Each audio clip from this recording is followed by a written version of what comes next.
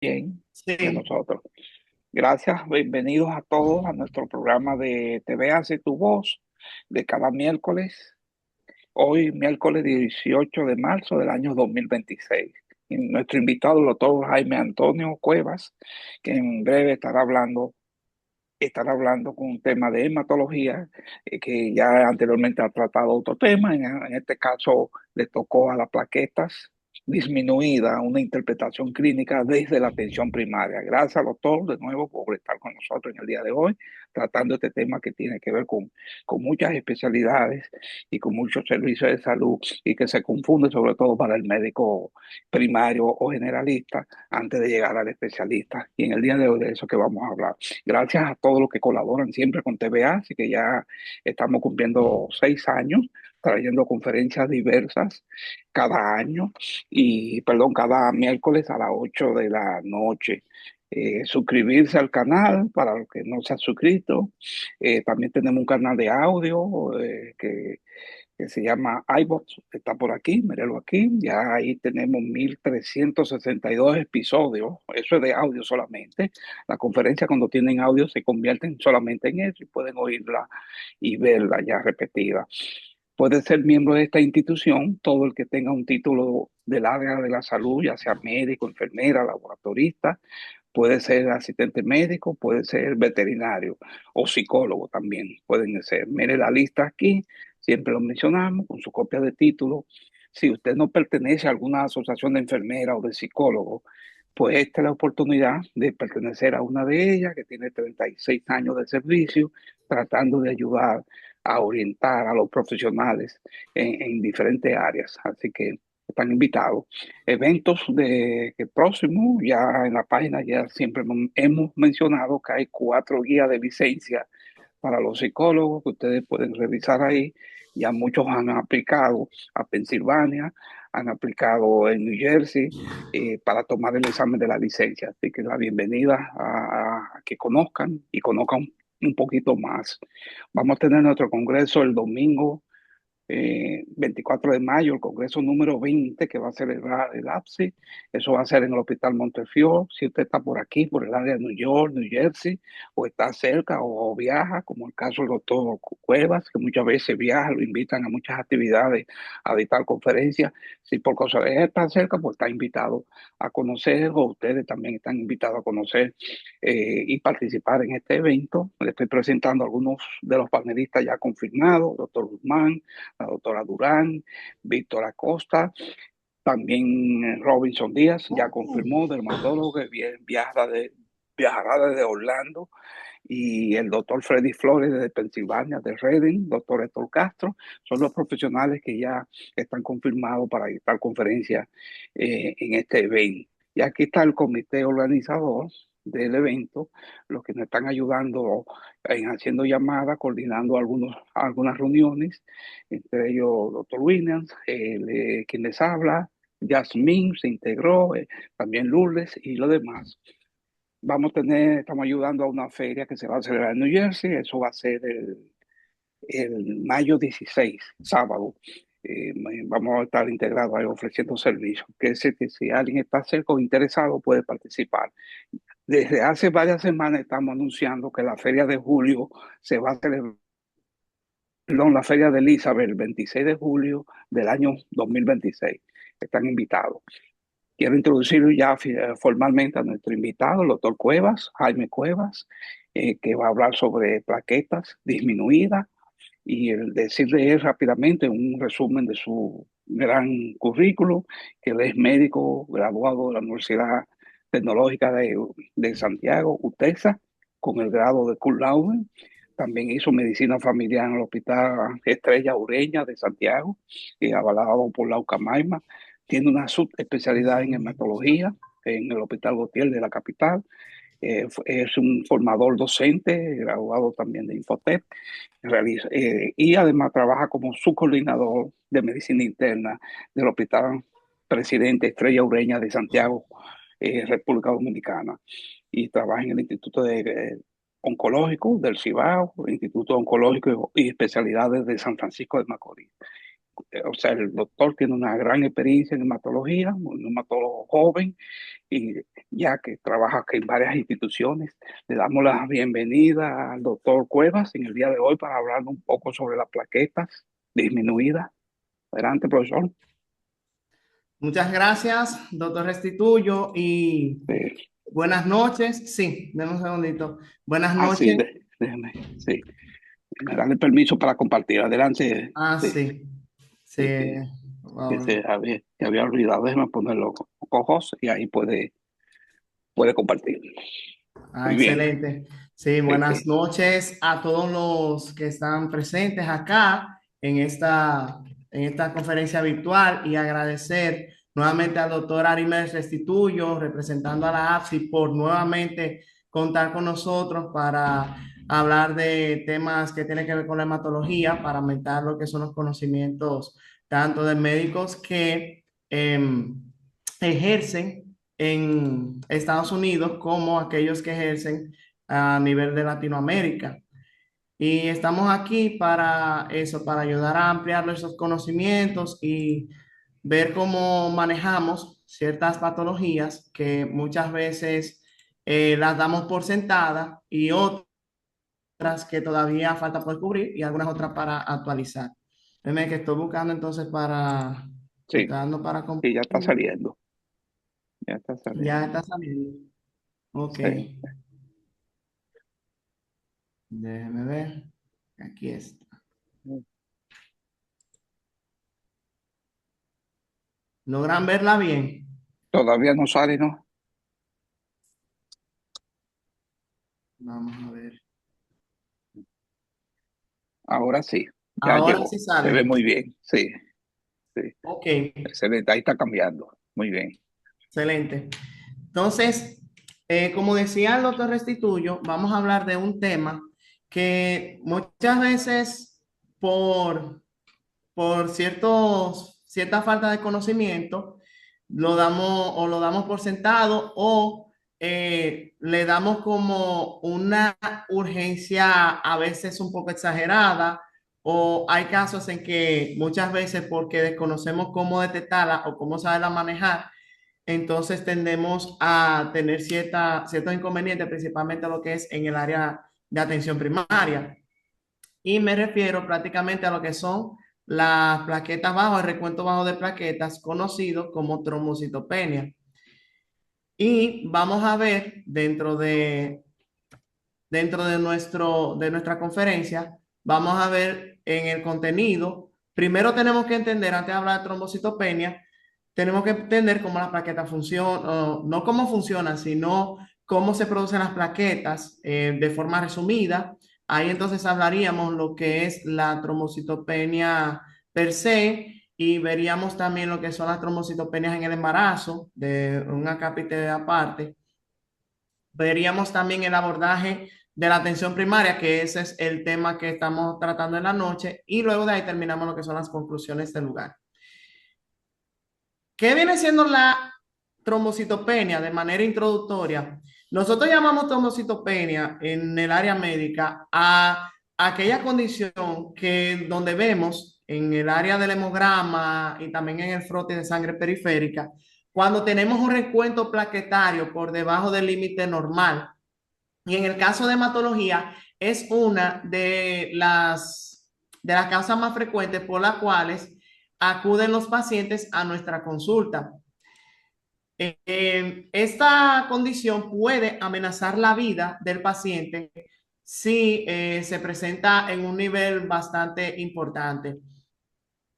Hay que tomar en cuenta que, aunque hay algunas condiciones médicas que pueden aumentar el riesgo del sangrado, esto lo va a producir de dos formas: o por destrucción periférica de las plaquetas o reduciendo de por sí la producción de las mismas en la médula ósea. Y hablando de eso, vamos a ver cómo se producen las plaquetas a nivel de la médula ósea.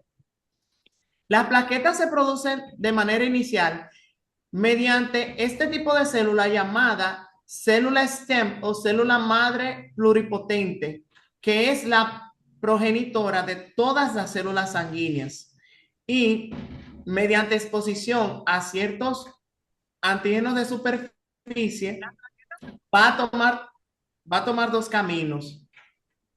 Va a elegir o convertirse en una célula stem tipo linfoide o puede elegir ser una célula stem tipo mieloide. En el caso de las linfoides, aquí es que de aquí derivan lo que son los linfocitos, mientras que en la mieloide se derivan eh, todas las demás células sanguíneas y las plaquetas no son la excepción. Y esto lo va a hacer por el siguiente proceso.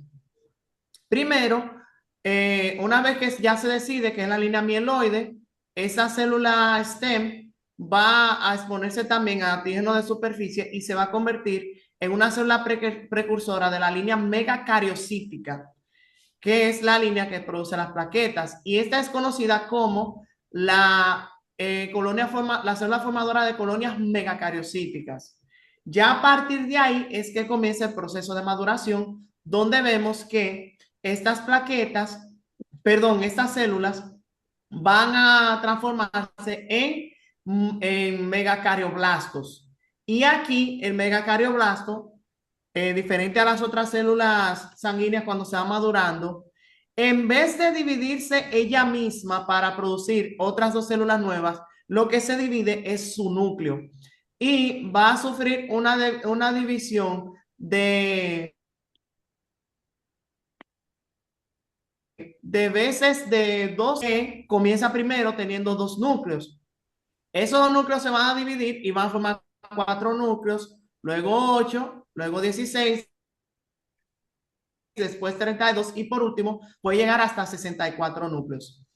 Y una vez que la célula tenga la cantidad suficiente de núcleos, entonces pasa a madurar, a seguir el proceso de maduración y llegan a ser megacariocitos inmaduros. Luego se convierten en megacariocitos maduros, donde aquí los megacariocitos, su citoplasma se va a romper, se va a fragmentar y esos pedazos van a salir de la médula ósea hacia la sangre periférica en forma de proplaquetas. Y luego ahí dentro de la periferia es que van a madurar y convertirse en plaquetas. Cuando mencioné que dependiendo de los niveles suficientes, de la división suficiente de núcleos, es que madura, me refiero a que no necesariamente ese megacardioblasto va a llegar a los 64 núcleos para comenzar el proceso de maduración a megacariocitos inmaduros. De hecho, con solo tener 8 núcleos ya es suficiente para poder comenzar el proceso de maduración. Pero a ese megacardioblasto le conviene más dividir más su núcleo. ¿Por qué? Porque mientras más núcleo tiene, cuando se madure, más plaquetas va a producir. Y la imagen lo muestra claramente en esta parte. Entonces, las plaquetas, que son la forma final, que son de la línea megacariocítica, son células. Contrario a lo que muchos dicen, sí, son células que no tienen núcleo, son en forma de disco y miden de 2 a 3 micras. Estas, una vez que salen de la médula ósea, duran de 7 a 10 días en la sangre periférica y tienen como función lo que es producir lo que es la hemostasia y la coagulación. Que la hemostasia viene siendo evitar la pérdida de sangre debido al daño de un tejido, en lo que ese tejido se va reparando. Algo importante con respecto a la producción de plaquetas es que en un adulto normal, en un adulto sano, se dice que puede llegar a producir hasta 1 trillón de plaquetas o en el caso de nosotros a nivel latino sería 1.000 billones de plaquetas podría producir por día. E incluso ese valor puede hasta multiplicarse por 20 veces. Pero de esas plaquetas, 1/3 de esas que se producen va a estar almacenadas en el vaso y el 2/3 restante va a estar en la circulación periférica. Cuando nosotros realizamos la citometría hemática, dígase en palabras simple hemograma, vemos que los valores normales de las plaquetas, el conteo de plaquetas va, según el libro de Williams de hematología, que es donde mayormente nos basamos, es de 150 a 400.000, aunque Otras fuentes bibliográficas, como por ejemplo medicina interna, lo llevan hasta 450.000, pero en el caso de nosotros hematólogos consideramos que 400.000 sería el límite máximo. Ahora bien, existen casos donde hay personas que no tienen ninguna sintomatología, que son aparentemente sanos y que manejan niveles de conteo plaquetario de 100 a 150.000 y que no presentan ningún síntoma, como había mencionado. Con estos individuos, lo que se hace es que se da un seguimiento prolongado en un lapso de mínimo 64 meses. Y se ha visto que luego de ese tiempo, el 88% de estos individuos comienzan a normalizar los niveles de recuento plaquetario o mantenerlo dentro de ese rango de manera estable. Aunque la gráfica dice 81, pero en verdad es 88%, dice el texto. Y de los demás porcentajes, vemos que un 6.9% de estas personas van a desarrollar lo que es la púrpura trombocitopénica inmune, un 12% aproximadamente van a presentar otras enfermedades autoinmunes que no son tipo púrpura trombocitopénica inmune y un 2% llegan a desarrollar síndrome mielodisplásico. Pero tomar en cuenta que estos datos fueron tomados mediante estudios de cohorte en pacientes mayores de 65 años. Ahora vamos a entrar en materia con respecto a la definición de trombocitopenia y su importancia. La trombocitopenia, como había mencionado en la introducción, es el término que se utiliza cuando hablamos de disminución del recuento plaquetario por debajo del límite normal. Dígase, cuando está por debajo de 150.000 plaquetas por milímetro cúbico. Pero esta tiene relevancia clínica más que todo cuando los niveles están por debajo de 100.000. Se habla también de que la persona presenta riesgo de equimosis, o sea, se presentan lo que son las petequias, la equimosis, los moretones, cuando presentan el recuento plaquetario por debajo de 50.000 y por debajo de 15.000, hablamos de un riesgo hemorrágico. Pero ojo, estamos hablando de riesgo de sangrado. No estamos hablando que de por sí, ya de que tiene esos niveles, ya va a sangrar, sino que en este caso, el paciente puede presentar datos de sangrado, pero debido a condiciones clínicas secundarias que van a conllevar a que esas plaquetas, su función esté alterada y por lo tanto va a desencadenar en sangrado. O sea, no depende de por sí totalmente del número, porque personas pueden tener 30.000, pueden tener 20.000 plaquetas o 19.000, y si no tiene una condición secundaria o una condición adyacente, puede que ese paciente no sangre. Y dentro de esas condiciones podemos hablar como ejemplos la cirrosis hepática, la uremia, la coagulación intravascular diseminada y el uso de antiagregantes plaquetarios como el clopidogrel, como la aspirina, entre otros. Dentro de la severidad, la trombocitopenia es clasificada en severa, moderada y leve, cuando vemos que la severa se denomina al tener plaquetas por debajo de 20.000, moderada cuando es por debajo de 20.000 a 70, digo, en rangos entre 20.000 a 70.000, y la leve es cuando ya está por encima de 70.000, pero por debajo de 150.000. Tenemos varias causas de trombocitopenia, pero de inicio, estas causas de trombocitopenia, y estamos hablando la adquirida, más que todo, porque la congénita tiende a ser un poco rara, pero las adquiridas se dividen en dos tipos principales, las centrales y las periféricas. Cuando hablamos de causas centrales, son aquellas causas donde vemos que la producción del omega cariocito y por ende de la plaqueta está comprometida porque hay una afectación directa en la médula ósea. Mientras que cuando hablamos de causas periféricas se refieren a condiciones donde las plaquetas su vida media se acorta. Dijimos que de 7 a 14 días, de 7 a 10 días o máximo de 14 dura una plaqueta. Entonces, ciertas condiciones van a ser que duren menos de 7 días. Y vamos a ver esas causas. Dentro de las causas centrales tenemos dos alteraciones principales, o sea, o dos mecanismos más que todo.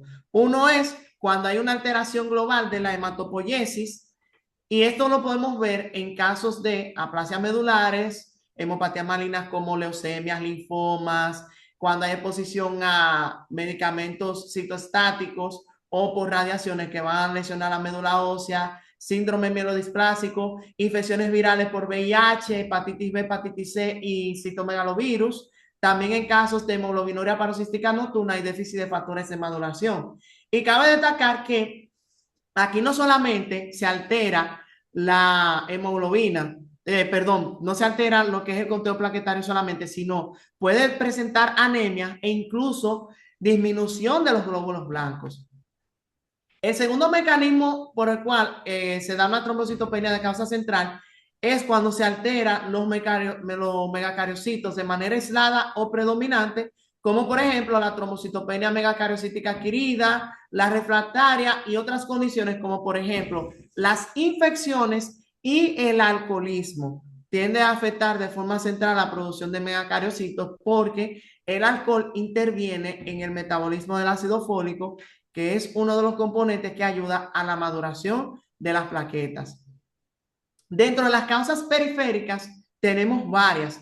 Primero están aquellas donde nuestro sistema inmunitario ataca nuestra propia plaqueta, o sea, en casos autoinmunes como la trombocitopenia inmune primaria, la secundaria, aquella que es inducida por fármacos y la que es asociada a vacunas como el SARS-CoV-2, porque existen antígenos de superficie que son similares en el caso de las plaquetas y más cuando se administran virus atenuados del COVID-2 que pueden afectar las plaquetas, teniendo en cuenta que el virus del COVID-19 tiende a ser protrombótico y no solamente destruiría las plaquetas, sino también ayudaría a que éstas se consuman de manera aumentada. Otro ejemplo que olvidé ponerlo aquí, el que también actúa tanto de forma autoinmune como por destrucción periférica, viene siendo el caso del dengue, porque el dengue actúa en uno de sus mecanismos, es con producción de anticuerpos que van a atacar las plaquetas como si fueran cuerpos extraños. Ese sería uno de los mecanismos en el dengue. Tenemos también lo que son causas por sistema inmunitario, pero externos, que no son propios del paciente. Dentro de ellos, por ejemplo, tenemos la trombocitopenia dada por transfusiones sanguíneas, y más cuando hay incompatibilidad de tipo sanguíneo, ya sea RH o ABO. Cuando se presenta el paciente refractario a transfusiones de plaquetas, en caso de trombocitopenia neonatal autoinmune, entre comillas. ¿Por qué autoinmune? Porque los neonatos no producen de por sí, de manera adecuada, su propio sistema inmunitario, sino que sus defensas la obtienen de la leche materna, principalmente por la inmunoglobulina A. Y entonces, esa inmunoglobulina A puede actuar como un anticuerpo que va a atacar las plaquetas del bebé, porque lo va a reconocer como extraños. Tenemos otras etiologías de carácter inmune, como son las pseudotrombocitopenias inmunes, el síndrome antifosfolipídico, también la enfermedad de injeto contra receptor y el síndrome de obstrucción sinusoidal. En casos también de infusión de líquidos de forma masiva, por ejemplo, en casos de deshidratación o transfusión masiva debido a sangrado activo, vamos a ver que las personas pueden presentar trombocitopenias secundarias a hemodilución, aunque aquí también puede presentarse datos de anemia por hemodilución. Por hiperconsumo, esta es una de las causas más frecuentes de trombocitopenia y esto lo vamos a ver en casos de coagulopatía intravascular diseminadas, las microangiopatías trombóticas como el síndrome hemolítico urémico y la púrpura trombocitopénica trombótica, en patologías vasculares en el embarazo como las preeclampsias, las eclampsias y el síndrome de HELP, en casos de traumas contusos masivos y en quemaduras externas. Por destrucción plaquetaria también puede haber trombocitopenia de forma directa, como por ejemplo casos de infecciones, infecciones bacterianas, infecciones virales, como el mismo dengue, que también actúa también por fagocitosis. Es un mecanismo complejo lo del dengue. Y también el uso de circuitos extracorpóreos, como en el caso de las aféresis terapéuticas. O sea, como por ejemplo eritroaféresis, plasmaféresis, plaquetoaféresis, algunas pueden destruir, aunque esta cantidad ya sería menor. Cuando hay pérdidas de plaquetas hacia el exterior debido a hemorragias o también en la hemodiálisis por el filtro de hemodiálisis que va a captar no solamente glóbulos rojos, sino también plaquetas. Y cuando se distribuyen estas de forma anómala, o sea, una gran cantidad es guardada en el vaso por casos de hiperesplenismo y también en hipotermia. Había mencionado lo que es la trombocitopenia inducida por fármacos y esta, para poder identificar, tenemos que ver ciertos aspectos. Primero, tenemos que revisar si la medicación, perdón, si el paciente ha sido medicado con un fármaco nuevo en un lapso de tiempo de 7 a 14 días antes de haber presentado esa trombocitopenia. Si presenta un recuento plaquetario menor de 20.000, pero que esas plaquetas aumenten tras la retirada del fármaco que está implicado y esto se confirma mediante ciertos anticuerpos que van a ser dependientes del fármaco. Y aquellos medicamentos que te pueden producir una trombocitopenia inducida por fármacos, dentro de la cabeza, el que va reinando en esa lista es la heparina. Pero hay otros fármacos como las sulfonamidas, la quinina, la quinidina, los diuréticos tiacídicos como la hidroclorotiazida, la fenitoína, las sales de oro y los antagonistas de la glucoproteína 2B3A, como por ejemplo en algunos casos clopidogrel.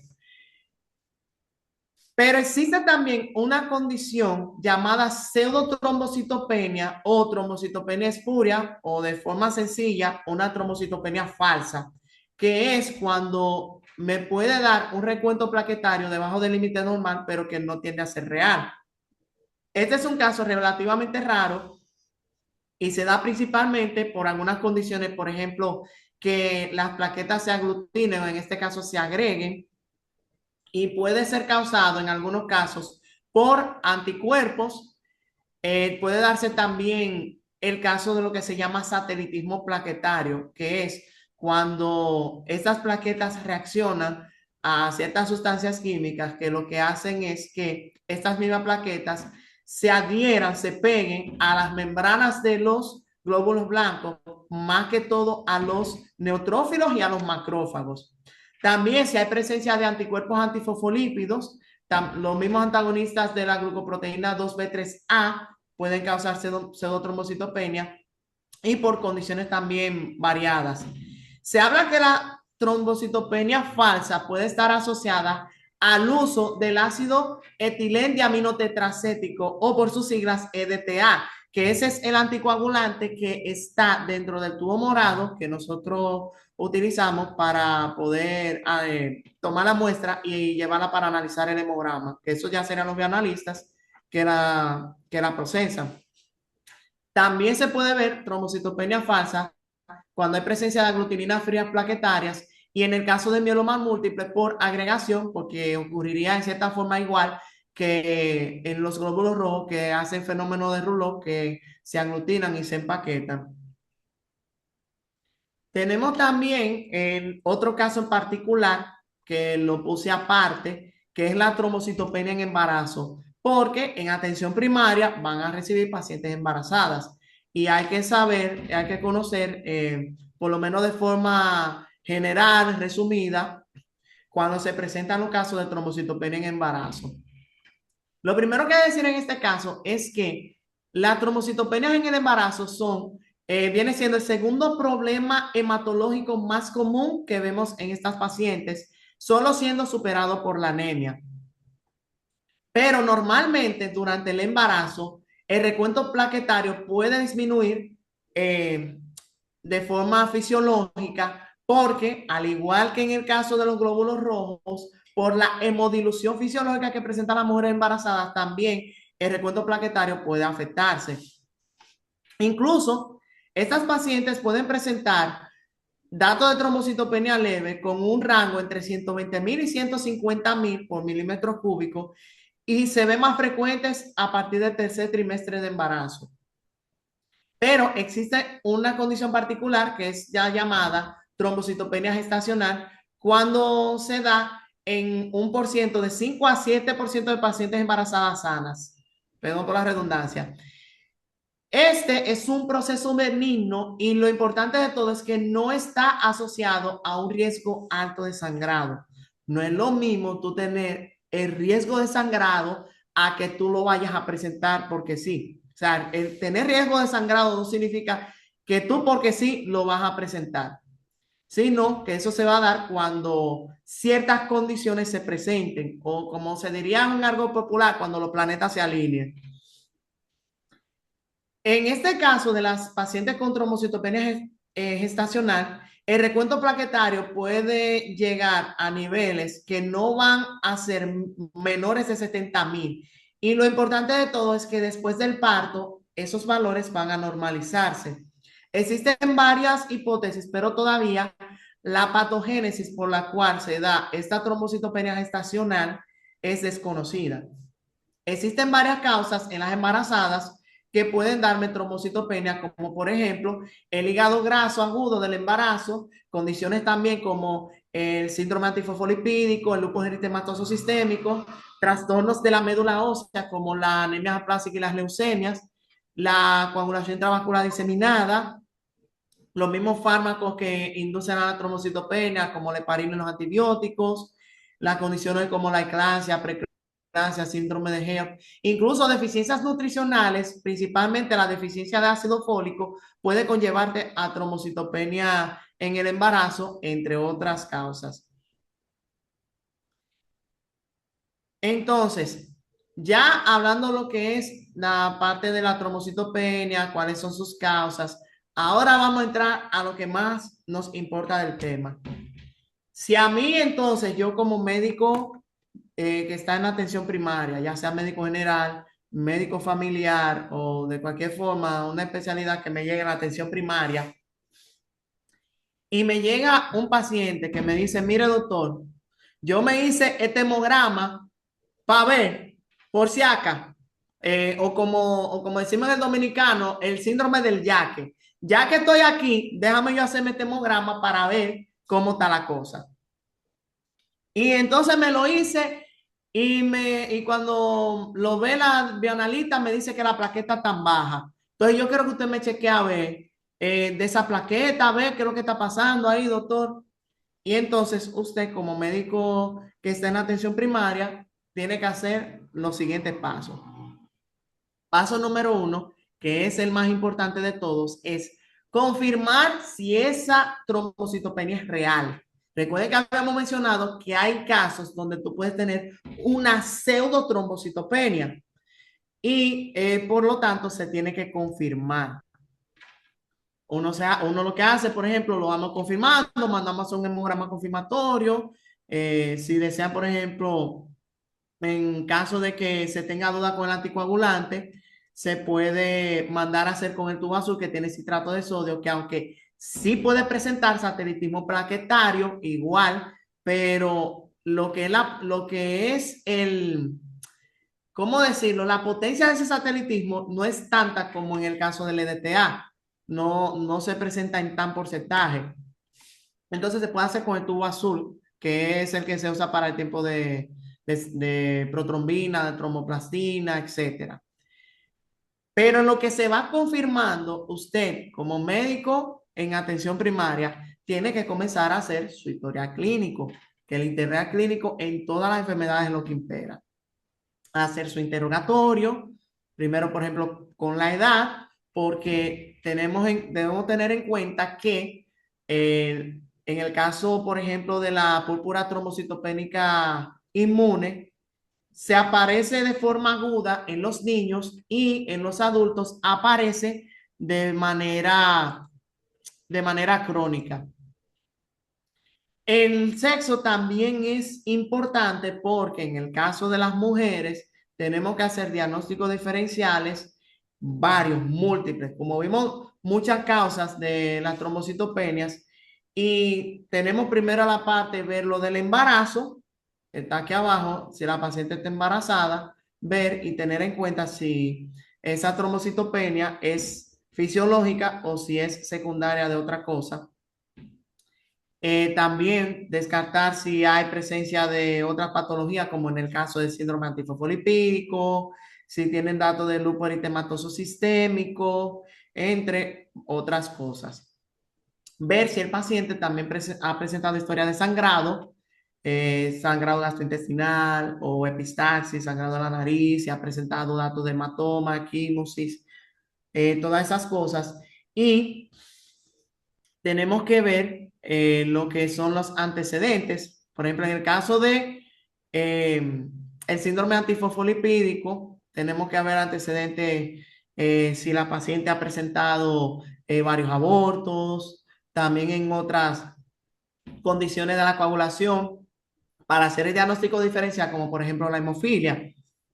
Si hay una historia familiar de sangrados de forma abundante, que eso vamos a ver también la localización del sangrado, la gravedad del sangrado, si es un sangrado leve, un sangrado grave, severo.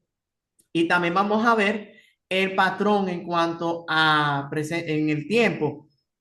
Si ese sangrado se presentó de forma aguda, si es de forma crónica, o sea, tiene bastante tiempo presentándolo y que pues, no le ha dado tiempo ya a chequearse, porque o no ha tenido tiempo o no le da importancia, o si es sangrado recurrente. Y por eso con las mujeres hay que hacer un diagnóstico bastante diferenciado, porque las mujeres, principalmente en el ciclo menstrual, tienen a ser sangrados muy abundantes y lo pasan por normal. Y esos tipos de sangrados no solamente te pueden llevar a anemia, sino también te pueden llevar a trombocitopenia por hiperconsumo o por pérdidas ya a nivel del exterior.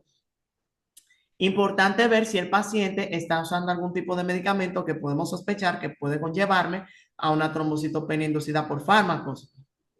Antecedentes, por ejemplo, de alcoholismo, o sea, si el paciente tiende a beber alcohol de manera ocasional o si es alcohólico, que ya el alcoholismo tiene su definición, que si mal no recuerdo es cuando consumen más de 5 litros de alcohol al día. Tengo entendido, tengo que actualizarme y revisar nuevamente esa parte, porque ahora mismo no lo tengo muy bien claro en la mente, pero sí es importante, por lo mismo que había mencionado, altera el metabolismo del ácido fólico y también puede llevarte a cirrosis hepáticas, que esto es también otra causa de las trombocitopenias. Transfusiones también hay que ver, por lo que hablamos de las hemodiluciones, si ha presentado cirugías recientes, si tiene historia de enfermedades autoinmunes o si ha tenido infecciones recientes. Luego del interrogatorio, tenemos que ver el examen físico, si hay presencia de petequias, de púrpuras o de quimosis. ¿Cómo diferenciamos una petequia de una mancha roja? Nosotros lo que podemos hacer en ese caso, esta es una técnica que les voy a compartir, es nosotros tomamos un portaobjetos y lo presionamos contra la piel donde está la sospechosa petequia. Si usted presiona, presionando ligeramente, tampoco se pase de la fuerza. Si usted presiona ligeramente por aproximadamente 3 segundos y esa manchita roja no desaparece, entonces es una petequia. Y eso es un dato de microsangrado en ese caso. En el caso también lo que son las púrpuras, lo que son los moretones y la equimosis, cuando esos moretones, por ejemplo, esos moretones son bastante, son grandes, pero ya cuando se extiende mucho en una extremidad, ya esto se convierte en púrpura. Y más porque tiene un color violáceo. Tenemos también que hacer la palpación de abdomen para ver si presenta datos de hepatoesplenomegalia, porque me puede hablar de una trombocitopenia por hiperesplenismo o puede ser también por alguna afectación hepática, una cirrosis hepática, algún nódulo o algo, porque hay que tomar en cuenta una cosa, y es que el hígado, dentro de las distintas proteínas y cosas que procesa, también produce una sustancia llamada trombopoyetina, que es una de las principales maduradoras de los megacariocitos y es la que conlleva a la producción de plaquetas. También tenemos que revisar si el paciente presenta adenopatías, que, como había mencionado, condiciones como los linfomas, las leucemias pueden llevarme a trombocitopenia. Principalmente la leucemia linfocítica crónica me puede llevar a trombocitopenia. Y ojo, esto es importante. Y si tienen con qué anotar, anótenlo. Cuando usted tiene un paciente con una leucemia linfocítica crónica y tiene trombocitopenia, ya está en un estadio más avanzado. Nosotros en hematología usamos la clasificación RAI-Binet. Entonces, dentro del RAI y el Binet ya está en el estadio más avanzado. Viene siendo un RAI 4, Binet C. Y urgente, ese paciente, le hago ese spoiler, tienen que mandarle a hematología para ser manejado. También tenemos que revisar si el paciente tiene signos de sangrado activo, ver si tiene epistasis, si tiene sangrado en las encías, si está presentando hematuria, si está presentando retorragia o melena o hematoquesia. Hay que hacerle su tacto rectal, señora, hay que meter el dedo para poder revisar si el paciente tiene historia de sangrado. Claro, también va a depender de la historia, pero no lo pasen por alto. Y más en caso de los hombres, si son mayores de 45 años. Una vez uno hace el examen físico y dependiendo de lo que encontremos es que vamos a hacer los distintos estudios. Pero 1A es el hemograma, que es el que me va a hablar sobre el recuento plaquetario. Y aquí está lo que había mencionado, lo primero, que hay que descartar la pseudotrombocitopenia. Entonces, en el hemograma tenemos que hacerlo completo con el diferencial, porque tenemos que ver si hay datos de infecciones, pero también tenemos que agregar otros aspectos en el hemograma que les voy a mencionar en un momentito, pero vamos a terminar de mencionar las otras cosas que hay que hacer, porque esa parte la quiero dejar con ese suspenso. Cuando vemos que tenemos trombocitopenia, para hacer un conteo ya un poquito más preciso que en el hemograma, es ideal usar el frote de sangre periférica. Ya solo hacemos nosotros los hematólogos y hacemos lo que es el conteo manual. Porque muchas veces la máquina, cuando hay agregados plaquetarios o cuando hay satelitismo plaquetario o cuando hay macroplaquetas, lo cuentan a veces como un glóbulo blanco y entonces puede darte una pseudotrombocitopenia. Por eso es el frote de sangre periférica es importante para poder confirmar el número plaquetario y también ver si hay agregados. Pero eso tiene que ser conteo manual de plaquetas y que sea verdaderamente así, porque para confesarles, en los sitios que así que he trabajado, yo he visto que hacen la indicación que dice conteo manual de plaquetas. Y al ponerme a investigar me di cuenta que de manual no tiene nada, porque lo ponen en la máquina y la máquina entonces te va haciendo de que dirigido solamente a plaquetas, te hace conteo de plaquetas. Eso no es un conteo manual, eso es un conteo automatizado. Conteo manual es tu ver en el microscopio y ponerte a contar esas plaquetas. Si, por ejemplo, esto es por si hay bioanalistas dentro de esta conferencia, o si no, las grabaciones cuando suban en YouTube se la pueden compartir a un bioanalista que conozca y confirmar si este dato que le voy a dar es cierto. Esto lo hacemos nosotros los hematólogos. Nosotros la plaqueta la contamos viendo en el microscopio, tomamos 10 campos al azar y contamos el número de plaquetas que hay dentro de ese campo.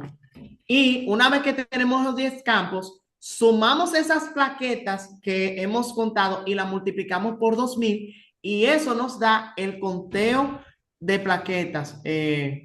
No decir que preciso exacto, sino el conteo ya prácticamente aproximado, pero es un poco más preciso que el mismo hemograma. Continuando, pruebas también que hay que realizar, pruebas hepáticas, con lo mismo que la función, y tenemos que incluir también el tiempo de protrombina y el tiempo de tromboplastina parcial, porque ambas me hablan sobre la función del hígado, mientras que las transaminasas lo que me hablan es si hay daño en el hígado. Entonces tengo que ver porque podemos tener un hígado dañado pero que esté funcionando bien y podemos tener un hígado que se vea bien pero que esté funcionando mal. Por eso es que hay que incluirlo.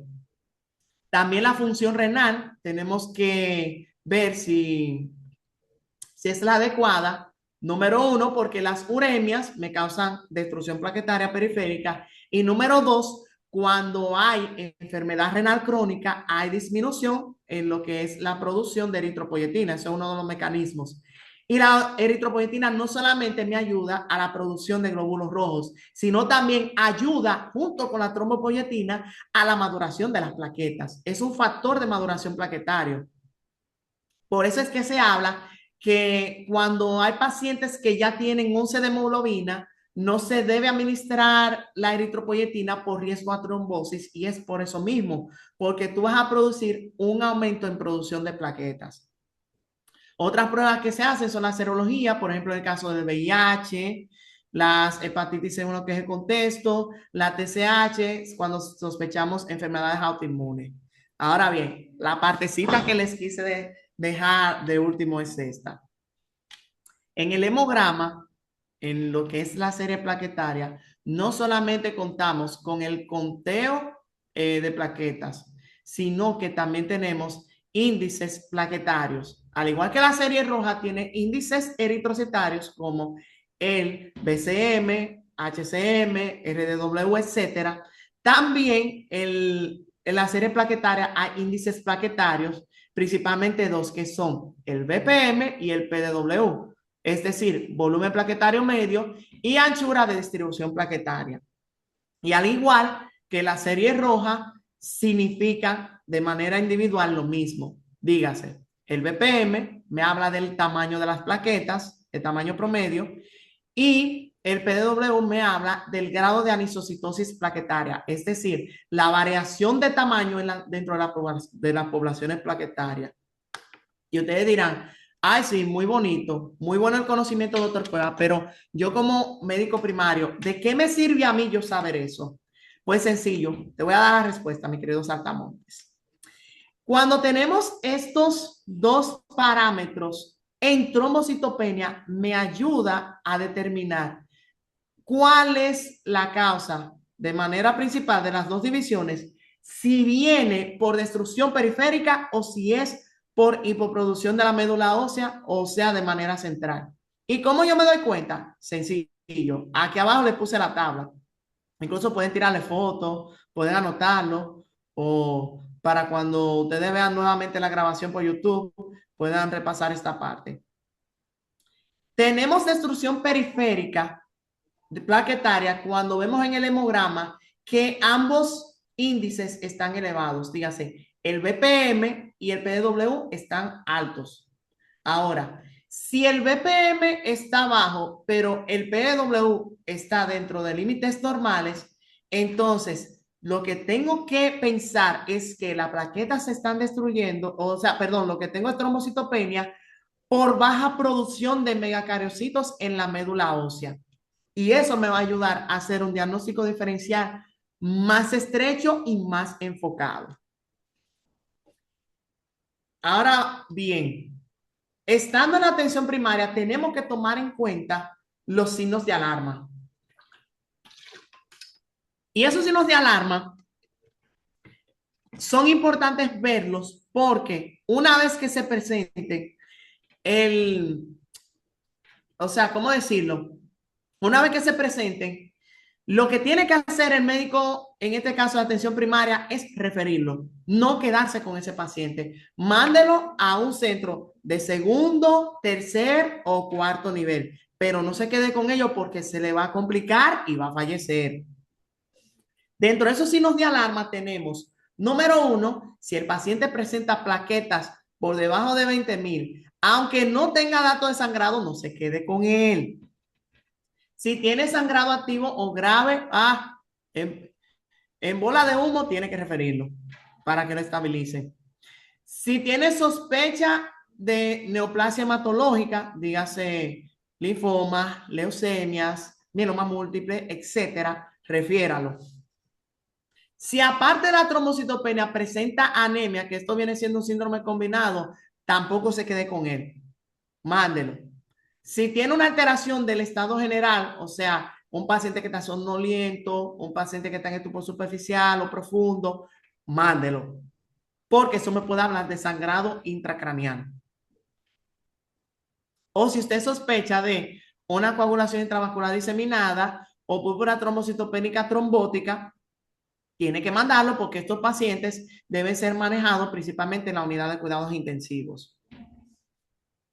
Y hablando del manejo, cuando le llega un paciente con trombocitopenia y si son casos leves y el paciente presenta unas plaquetas por debajo por encima de 50,000, puede darle un seguimiento periódico para ver qué tal. Y importante decirle que deben evitar los AINES y los anticoagulantes. Entonces, los AINES, estamos hablando de aspirina, ibuprofen, diclofenac. Y si el paciente tiene historia de hepatitis o si tiene historia de alguna hepatopatía, también debería evitar el acetaminofén, en este caso, o paracetamol, porque va a haber mayor afectación hepática y te puede dar trombocitopenia. Tenemos también en la parte primaria, en el abordaje primario, se deben manejar esos pacientes de manera etiológica, es decir, encontrar la causa y manejarla según se encuentre. Si es una trombocitopenia inducida por fármacos, debemos suspender los fármacos causales. Si son infecciones, debemos tratarlas. Si hay deficiencias, debemos corregirlas, principalmente la deficiencia de ácido fólico y la deficiencia de vitamina B12. En el caso de la deficiencia de hierro, lo que usted va a esperar es que en vez de que esas plaquetas estén disminuidas, van a estar aumentadas. O sea, va a haber trombocitosis en vez de trombocitopenia. Por lo tanto, es poco de esperar. Y si hay presencia de trombocitopenia, va a ser una leve, pero hay que buscar si hay otra causa que esté conllevando más que una deficiencia de hierro. Y en casos donde se necesite tratamientos generalmente específicos, podemos usar corticosteroides, como por ejemplo la prednisona, pero como hematólogos recomendamos más que todo la dexametasona, que tiene mayor efectividad en cuanto a lo que es la producción plaquetaria.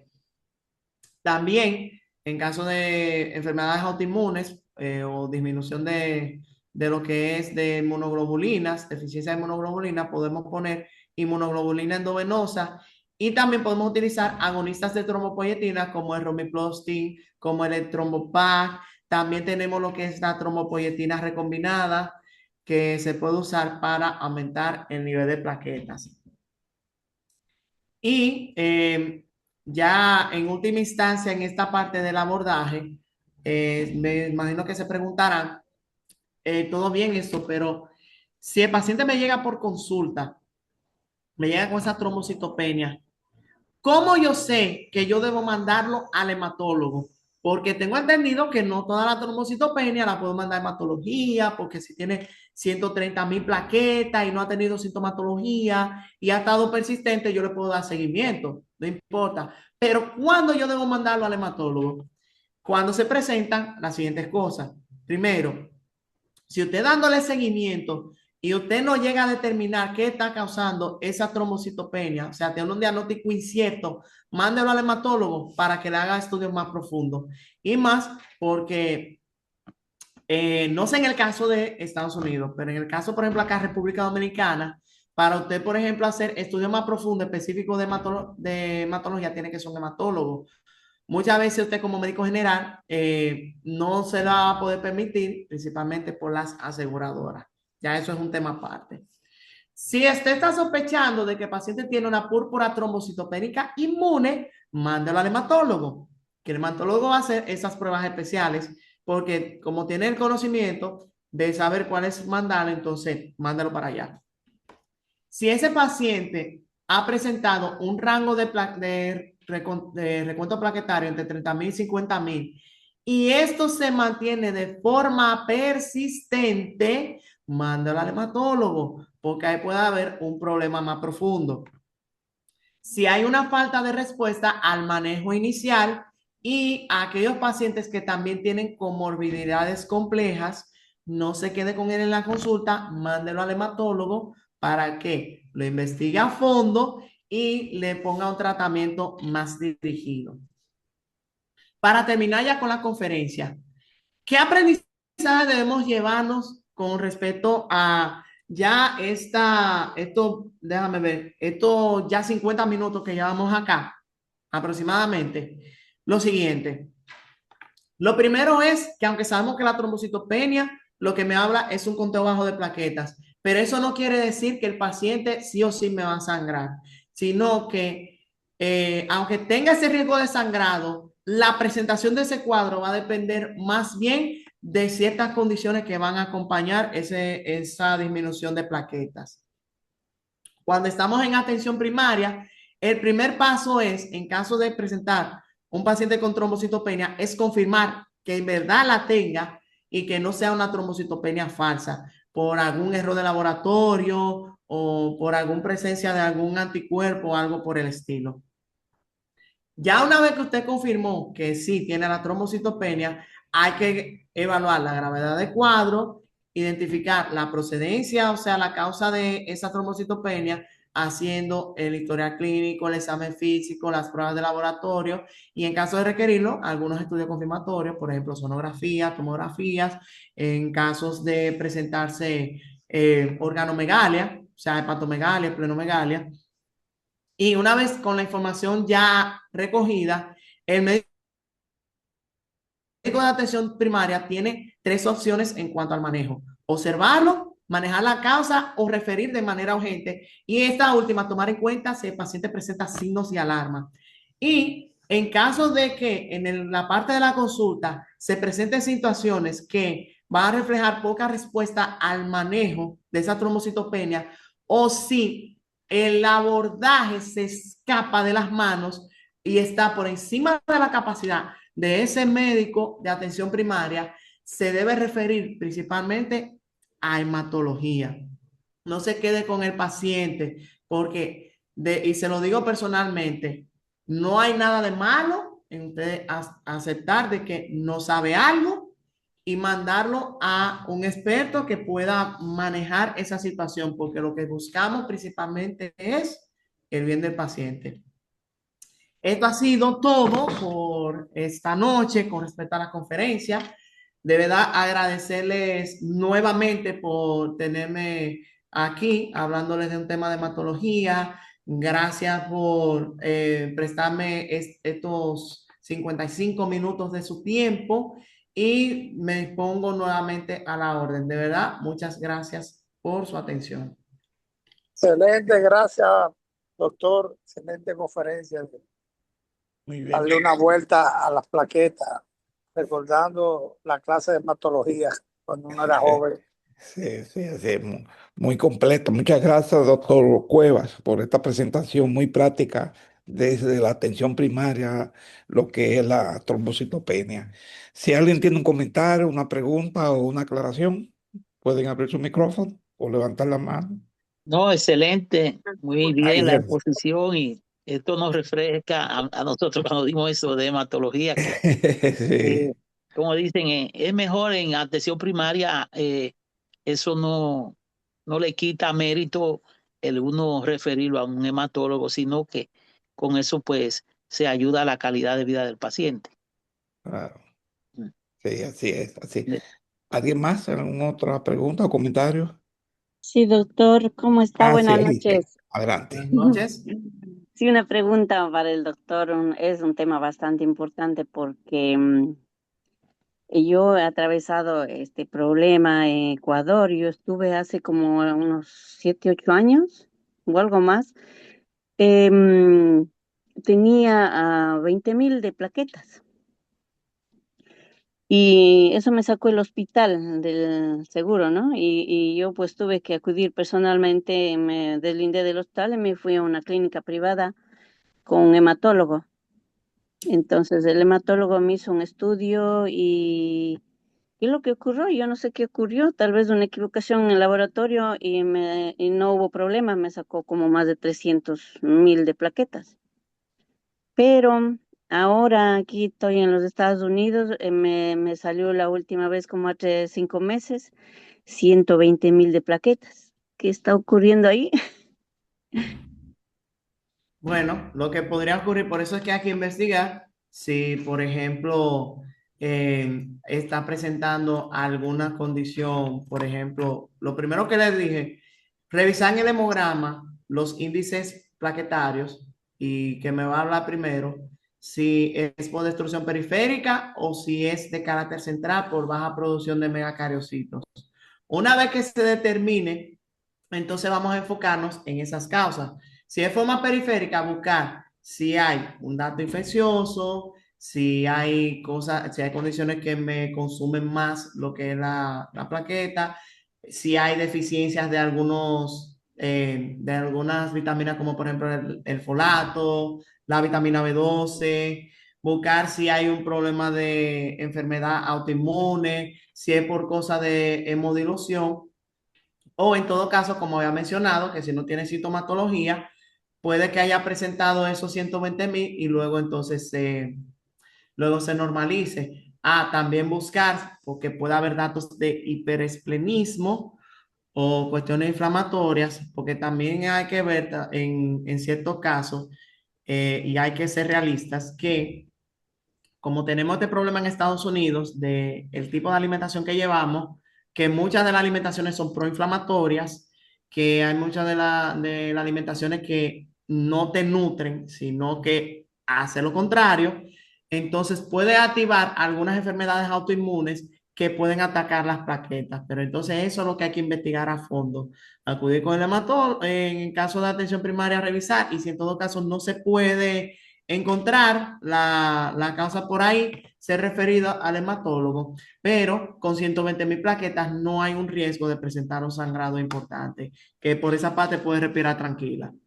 Sí, Am, exactamente. Gracias, Muchas Salud. gracias, doctor. El doctor de medicina primaria me había dicho que todo estaba bien, que no me preocupe, pero usted decía al inicio que hay que hacer un seguimiento durante 72 meses, o ya escuché mal, no sé, siempre hay que Sesenta estar y cuatro pendiente. meses, que viene siendo 5 años y 4 meses.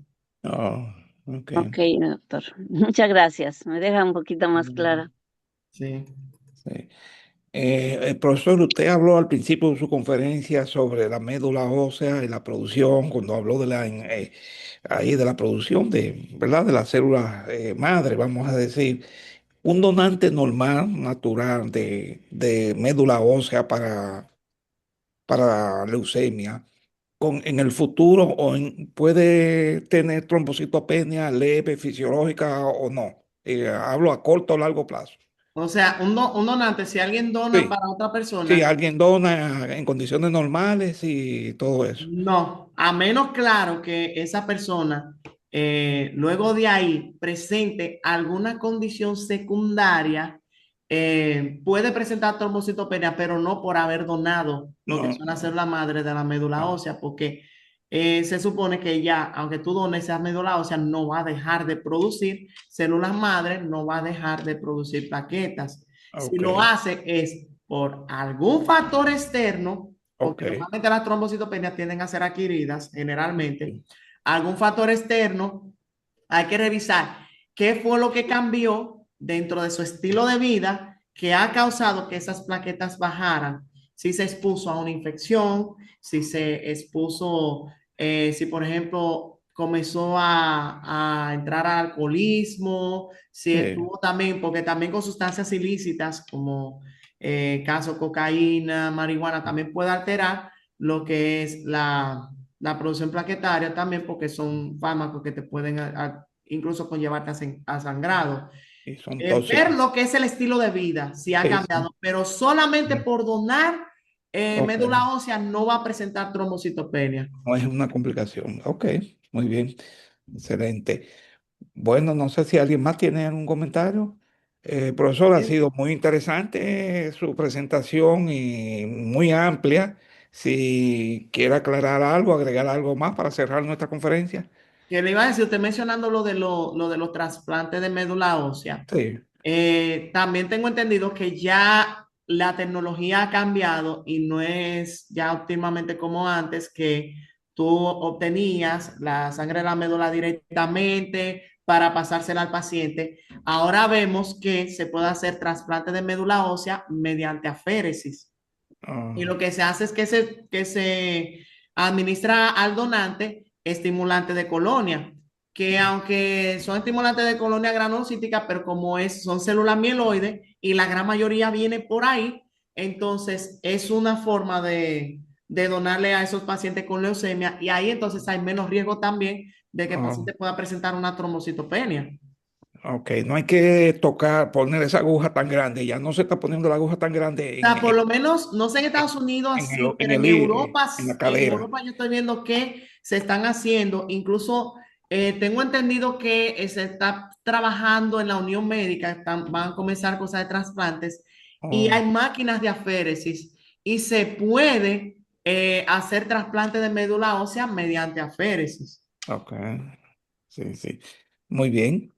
Excelente. Se está haciendo ya una rutina, el trasplante de médula para leucemia en Santiago. No, todavía no. Todavía no. No se Todavía se está, ya los protocolos están avanzando en ok, cuanto a todo eso, pero todavía no se ha puesto en rutina eso de lo que es trasplante de médula ósea y, y no de forma frecuente, porque tenemos que entender una cosa y es que los trasplantes son costosos. sí, Y no sí. todo el mundo lo puede aportar, uno se lo puede ofrecer, pero no todo el mundo lo puede costear. Y eso ha sido Claro, un poquito claro. difícil. Lo que en lo personal yo espero en la experiencia que si se logra cambiar en totalidad y se pueda hacer lo que es el trasplante mediante aféresis, los costos podrían reducir. Ok, muy bien, excelente. Bueno, muchas gracias, doctor, por su presentación en el día de hoy y la dedicación de su tiempo. Esperamos ya traerlo muy pronto y con otros temas que tengan que ver con este apasionante mundo de la hematología. Apasionante para usted, pero para el paciente no. Ay, no, no, para el Para los paciente, pacientes nunca nada es dependiendo de la emocionante. patología, Exactamente, sí, Para así los es. dependiendo de la pacientes todos son patología, pacientes. Cuando uno se ninguna convierte en paciente, que patología. uno se da cuenta. Ninguna Sí, patología para el paciente es apasionante. exactamente, sí, Exacto. sí. Gracias por Muchas todo. gracias y buenas Buenas noches. noches. Gracias a ti, Gracias, doctora gracias. Buenas noches a Yolani, todos. Alicia, por todo, por participar en el día de hoy. Buenas noches. Buenas noches, doctor. Muchas Hasta luego. gracias. Gracias, Alicia.